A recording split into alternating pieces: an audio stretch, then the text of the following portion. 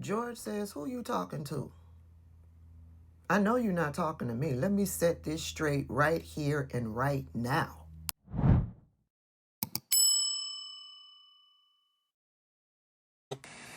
The White House border czar Tom Homan was recorded on an FBI surveillance tape in September 2024, accepting $50,000 in cash. Did he keep that money or give it back?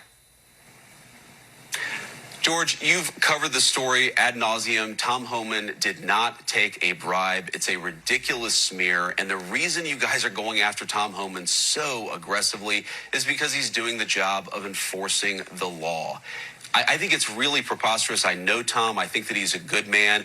He gets death threats. He gets attacked. He gets constantly threatened by people because he has the audacity to want to enforce the country's immigration laws. I think that it would be a much more interesting story about why is it that Tom Homan, who is simply enforcing Americans' immigration laws, is getting constantly harassed and threatened to the point of death threats. That's a much more interesting question that I think journalists should focus on. We can agree to disagree on that question. Well, wait, you said he didn't take a bribe, but I'm not sure you answered the question. Are you saying that he did not accept the $50,000?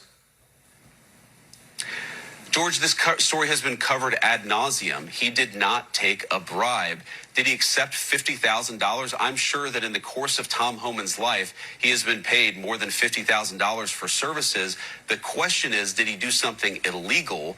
And there's absolutely no evidence that Tom Homan has ever taken a bribe or done anything illegal, which is why he's working in the administration. I'm asking you, did he accept the $50,000 that was caught on the surveillance tape? Did he accept that $50,000 or not? George, I don't know what you're talking about. Did he accept $50,000 for what? He was recorded on an audio tape in September 2024, an FBI surveillance tape, accepting $50,000 in cash. Did he keep that money? Accepting $50,000 for doing what, George? I'm not even sure I understand the question. Is it illegal to take a payment for doing services? The FBI has not prosecuted him. I've never seen any evidence that he's engaged in criminal wrongdoing. Nobody has accused Tom of violating a crime, even the far left media like yourself. So I'm actually not sure what the precise question is. Did he accept $50,000? Honestly, George, I don't know the answer to that question. What I do know is that he didn't violate a crime. So you don't, what was caught on the tape, you're saying right now you don't know whether or not he kept that money? I don't know what tape you're referring to, George. I saw media reports that Tom Homan accepted a bribe. There's no evidence of that. And here's, George, why fewer and fewer people watch your program and why you're losing credibility. Because you're talking for now 5 minutes with the Vice President of the United States about this story regarding Tom Homan, a story that I've read about, but I don't even know the video that you're talking about. Meanwhile, low-income women can't get food because the Democrats and Chuck Schumer have shut down the government. Right now, we're trying to figure out how to pay our troops because Chuck Schumer has shut down the government. You are focused on a bogus story. You're insinuating criminal wrongdoing against a guy who has done nothing wrong instead of focusing on the fact that our country is struggling because our government's shut down. Let's talk about the real issues, George. I think the American people would benefit much more from that than from you going down some weird left-wing rabbit hole where the facts clearly show that Tom Homan didn't engage in any criminal wrongdoing.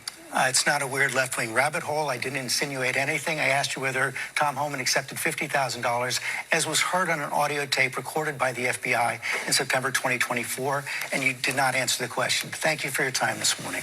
No, George, I said that I don't. Up next, we'll be right back. That's how you push back. When you're doing an interview and you're asking these Republicans these uncomfortable questions and they try to weasel out of it and come back with their talking points and try to flip the script, you stay on message. George was like a dog with a bone. George was not letting him weasel out of it. George was not going to allow him to flip the script and make him be the bad guy. He was not going to do it. And then when George got tired, he said, this mofo is not going to answer this question. He ran it down. This is not what I said. This is not what I did. But this is what I said. And this is what I did. We out.